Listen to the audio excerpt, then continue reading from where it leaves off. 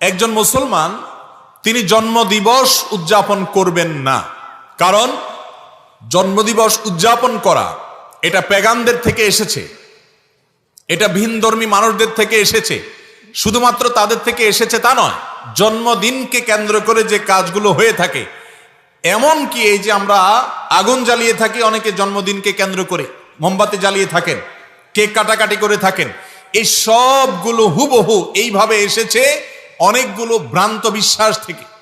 অনলাইনে সার্চ দিলে বিস্তারিত পেয়ে যাবেন এই জন্মদিবসের উৎপত্তি কোত্থেকে, কোন বিশ্বাসের ভিত্তিতে, কেনই বা এই মোমবাতি জ্বালানো হয়, কেনই বা কেক কাটা হয়, কেনই বা এই আনুষ্ঠানিকতা হয়, কেনই বা উৎসব করা হয়।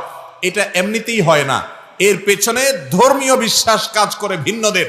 একজন মুসলমান কখনো অন্য ধর্মের মানুষের ধর্মীয় বিশ্বাস ধারণ লালন করতে পারেন, অন্তত তাদের সাথে সাদৃশ্য হয় সেজন্য এটাকে তিনি বয়কট করবেন। মুসলমান কখনো